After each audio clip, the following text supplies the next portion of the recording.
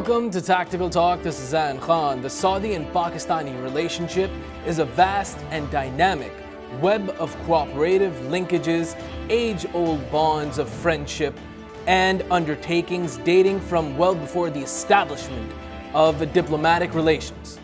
To discuss this topic, we have with us today Senator Sehar Kamran, a Pakistani senator, President of Center for Pakistan and Gulf Studies, CPGS, and also the chair of Pakistan-Saudi Parliamentary Friendship Group in the Senate of Pakistan.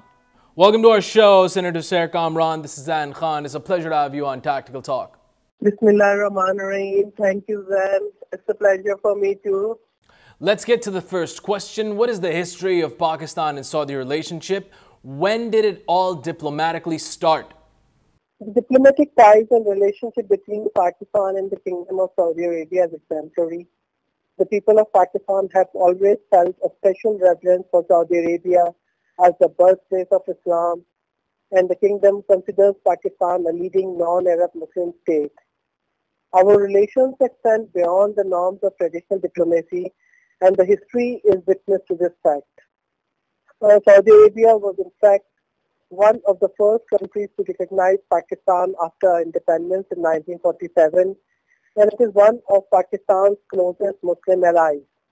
In fact, historically, relations between Pakistan and Saudi Arabia began long before Pakistan came into existence. It is a little known fact that the first interaction between members of the royal family and Muslim League occurred in April 1940, when then Crown Prince Saud bin Abdul Aziz visited Karachi and was warmly welcomed by the Muslim League leaders. The Crown Prince was accompanied by a large delegation, including his 5 brothers, out of which 3 also went on to become king: King Faisal, King Fahad, and King Abdullah.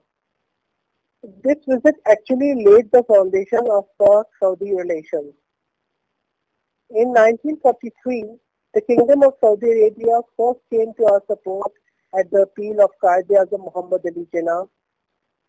When a severe famine hit Bengal, King Abdulaziz sent the first foreign donation amounting 10,000 pounds. In 1946, when Muhammad Ali Jinnah sent a Pakistan movement delegation to the United Nations, the Indian National Congress team tried to isolate them by obstructing their engagement. At that time, Prince Faisal bin Abdul Aziz, who was leading the Saudi delegation, came to their rescue. Saudi Arabia held an official reception in honor of the UN delegation and specially invited the Muslim League envoy, and it introduced the Pakistani movement members to other delegates. He provided them an opportunity to explain their struggle for a separate homeland. And all this was before the creation of Pakistan. After our independence, King Saud visited Karachi in 1954, which was then the capital of Pakistan. He also laid down the foundation stone for a housing scheme, Saudabad Town, named after the king himself. Today, our bilateral relations are rising to new heights, from economic to cultural and defense cooperation, and deep religious affinity and ties. This alliance has stood by the test of time. Both countries are important members of the Organization of Islamic Countries and continue to support each other on issues of regional and international importance. Let's get to the second question. Would you refer to some times where Saudi Arabia looked up to Pakistan's assistance and Pakistan was there for its brotherly country? Pakistan has always made sincere efforts to promote a unified ummah, both as a political and economic entity. In fact, we have enshrined this in the 1973 Constitution, which imposes an obligation on the government of Pakistan to develop closer relations with all Islamic countries. Pakistan always has and always will stand with the Kingdom of Saudi Arabia in their hour of need. History is rich with examples of our support. A noteworthy example is Pakistan's assistance during the Makkah siege in 1979 and our role in freeing the Grand Mosque. During the Gulf War in 1990-1991, at Saudi Arabia's request, Pakistan sent troops to protect the Islamic holy cities. Since the beginning, both countries have maintained close military ties, Pakistan has provided extensive support and training to the military of Saudi Arabia. Pilots of Pakistan's Air Force have flown the kingdom's plane in 1969. In 1982, a formal agreement was signed and Saudi Pakistani Armed Forces headquarters was established in Riyadh. Pakistan's armed forces have contributed immensely in establishing the Saudi military and continue to conduct joint military exercises on a regular basis. The Saudi Bank of Jazeera structural design was also created by the National Bank of Pakistan. A Pakistani diaspora of over 2 million resides in Saudi Arabia, which has played an important role in the development and the progress of the Kingdom of Saudi Arabia.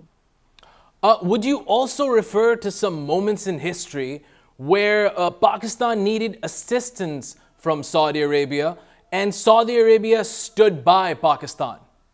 Undoubtedly, Saudi Arabia has come forward and supported Pakistan in every crisis situation, whether it were the Indo-Pak wars of 1965 and 1971, famine in East Pakistan, the issue of occupied Jammu and Kashmir, nuclear tests, sanctions by the United Nations, 50,000 barrel oil per day supply from 1999 to 2003, and the polio vaccination.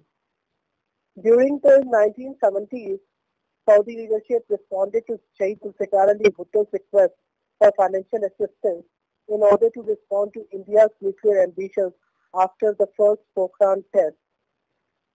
And after the sanctions following the 1998 nuclear test, Saudi Arabia provided 50,000 barrels of oil per day to Pakistan on deferred payments for a year.